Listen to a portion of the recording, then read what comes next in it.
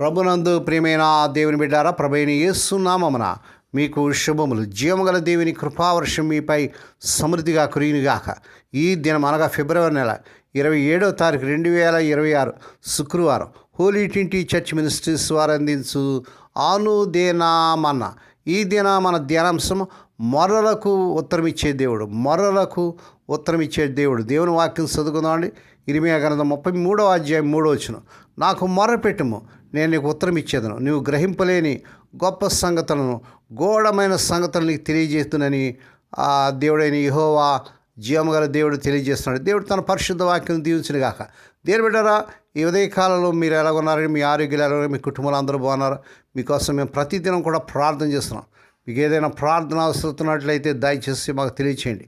సమయంలో దేవుని బిడ్డ దేవుని వాక్యాలు ఇర్మీయా ప్రవక్త ద్వారా ప్రియప్రభు మనతో మాట్లాడుతున్నాడు. ఇర్మీయా గ్రంథం 33వ అధ్యాయం 3వ వచనంలో, నన్ను పిలువము, నేను నీకు ఉత్తరం ఇచ్చేదను. నీవు గ్రహింపలేని గొప్ప సంగతులను, గూఢమైన సంగతులు నీకు తెలియజేస్తానని ప్రభువారు సెలవిస్తున్నాడు. దేవుడు ప్రార్థన ద్వారా తనను ఆశ్రయించే వారికి జవాబు ఇస్తానని, మరియు మనకు తెలియని అద్భుతమైన శక్తివంతమైన విషయాలు వెల్లడిస్తానని ఇచ్చే గొప్ప వాగ్దానం. ఈ వాగ్దానం పట్టుకొని దేవుని సన్నిధిలో ప్రార్థన చేయండి. దేవుడు మనం గ్రహించలేని అనేకమైనటువంటి గూఢమైన మరి మరుగుపడినటువంటి సంగతులను ప్రియప్రభు మనకు తెలియజేస్తాడు. ప్రభువారు మనం పిలుస్తున్నాడు. ప్రార్థన ద్వారా దేవుని పిలవమని, మొరపెట్టమని ఈ వచనం ద్వారా మనం మరి బలపరచబడుతున్నాం. దేవుడు జాబ్ ఇస్తానని చెప్తున్నాడు. ప్రార్థన ఖచ్చితంగా సమాధానం ఇస్తానని ప్రియప్రభు వారు హామీ ఇస్తున్నాడు. మరి ఈ లోకంలో ఎవరు కూడా హామీ ఇవ్వలేరు, కానీ ప్రియప్రభువే ఈ మాటకు, ఈ వచనానికి హామీ ఇస్తున్నాడు. గొప్ప మరియు గూఢమైన సంగతులు మనం ఊహించని, మనకు తెలియని అద్భుతమైన మార్గాలను ప్రభువారు చూపిస్తాడు. దేవుని బిడ్డ, మార్గం తెలియక మరి నీ జీవితంలో ఏ అద్భుతం జరగక నీవు సతమతమవుతున్నావేమో, బెంబేలవుతున్నావేమో, ప్రభువారు వాగ్దానం చేస్తున్నాడు. ఈ వాగ్దానం పట్టుకొని ప్రార్థన చేయండి. దేవుని బిడ్డలారా, ఊహించని తెలియనటువంటి అద్భుతమైనటువంటి ఏదో ఒక మార్గాన్ని ప్రభు తెరిచి ఈ సమస్య నుంచి, బాధ నుంచి, కష్టాల నుంచి ప్రభు విడుదల దయచేయగలడు. ఇర్మీయా గారు ప్రవక్త బందీగా ఉన్నప్పుడు దేవుడు ఓదార్పు మరియు ఆశ సందేశంగా ఈ మాటలు పలికాడు. ఈ వాక్యం తరచుగా ప్రార్థన శక్తికి, దేవునితో వ్యక్తిగత సంబంధానికి, చిహ్నానికి పరిగణించబడుతుంది. దేవుని స్తోత్రం. ప్రార్థన చేయమని దేవుడు మన ప్రోత్సహిస్తున్నాడు. ఈ ప్రార్థన గురించి కొంతమంది తప్పుగా అర్థం చేసుకొని, ప్రార్థన అనేది ప్రార్థించేవారి మనస్సు మీదే తప్ప దేవుని మీద ప్రభావం చూపించలేని ఒక మత కార్యమని నిర్వచించారు. అయితే ప్రార్థన అంటే ఏమిటో వారికంటే దేవుని బిడ్డమైన మనకు బాగా తెలుసు. మన దేవుడు ప్రార్థన ఆలకించే దేవుడు, మొరలు ఆలకించే దేవుడు, మొరలకు జాబ్ ఇచ్చే దేవుడు. ఇశ్రాయేలు ఐగుప్తు దాసత్వంలో ఉండి వారు మొరపెట్టినప్పుడు వారి మొరలు, వారి మూలుగులు ప్రభు సన్నిధికి వెళ్ళినట్టుగా మనం చూస్తున్నాం. దేవుని బిడ్డ, అనేక మంది విశ్వాసఘాతకులు మరి ఆ దేవుని మీద అబద్ధాలు చెప్తూ పచ్చి అబద్ధాలు మాట్లాడుతుంటారు. జీవముగల దేవుడు యెహోవా తన సేవకుని ప్రార్థన ఖచ్చితంగా జవాబిస్తానని ఈ వాక్యంలో స్పష్టంగా వాగ్దానం చేస్తున్నాడు. ఆయన నామంలో ప్రార్థన చేసి చూడండి. దేవుని బిడ్డారా, ఆయన నిజంగా మన ప్రార్థన ఆలకిస్తాడా, వాడు జవాబిస్తాడని ప్రశ్నించే వారి సందేహాన్ని మనం ఏమాత్రం అంగీకరించవద్దు. చెవులను కలుగు చేసిన వాడు ఆలకించడా? తమ పిల్లల మీద తల్లిదండ్రులకు వాత్సల్యం పుట్టించినవాడు తన సొంత కుమార్తె ప్రార్థిస్తుంటే ఆలకించడా? ఆయన తప్పకుండా ఆలకిస్తాడండి. తన ప్రజలు వేదనతో విజ్ఞాపన చేస్తున్నప్పుడు దేవుడు తప్పక జవాబిస్తాడు.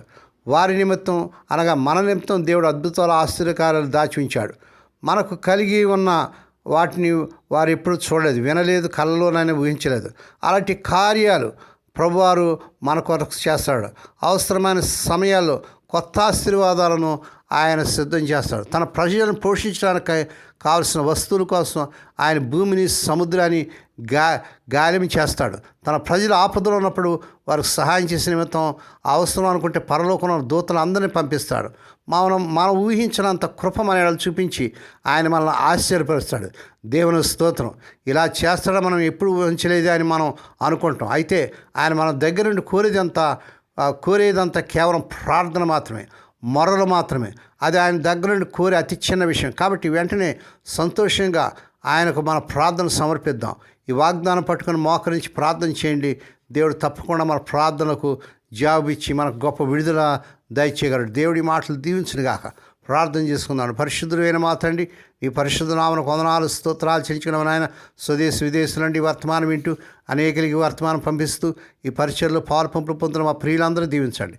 ఈ దినం పుట్టిన దినాలు, వాహన దినాలు, ఆయా శుభదినాలు జరుపుకున్న బిడ్డలు బాగుగా దీవించి మరొక సంవత్సరమైన దాయక రిటర్న్ బిడ్డలకు ధరింపజేసి వారి పట్ల నూతన కార్యం జరిగించండి. రోగులైన బిడ్డపై ప్రత్యేక రూపు చూపించిన ఆయన.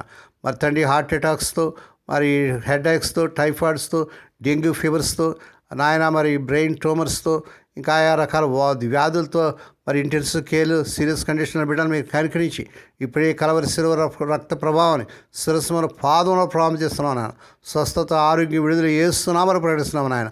స్వదేశ విదేశాల ఉద్యోగాలకు తిప్పబడుతున్న యవన బిడ్డలకు అర్హత మించిన ఉద్యోగాలు ఈ నెలలో వచ్చునుగాక. వివాహం కాని యవన బిడ్డలకు ఏసునామలు స్వదేశ విదేశాలు వారి కోరికనే చక్కని సంబంధాలు కుదిరి వారి వివాహాలు ఘనంగా జరుగునుగాక.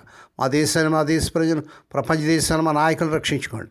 హోలీ ట్వంటీ చర్చ్ మినిస్ట్రీస్ ద్వారా ఆయా గ్రామాల్లో, మురికి వాళ్ళు, ఆయా రాష్ట్రాల్లో జరుగుతున్న పరిచయం దీవించి నీ దాసురాన్ని విధురాన్ని దిక్కులేని బిడ్డలు, తండ్రి లేని బిడ్డలు జ్ఞాపకం చేసుకుని వారి ప్రతి అవసరం తీర్చమని ఈ దినమంతట్లోని బిడ్డల చుట్టూ మీరు రక్తకాయం చేసి ప్రతి విధంగా కీడు నుంచి, దృష్టి నుంచి, ప్రమాదాలు తప్పించి క్షేమకరమైన ప్రయాణాలు దయచేయమని సమస్త మహిమాఘనత మీకే చెల్లించుకుంటూ స్తుతిస్తూ కొనియాడుతూ యేసే పరిశుద్ధ నామన స్తుతించి గణపరిచి వేడుకొని ప్రార్థిస్తున్నాం తండ్రి.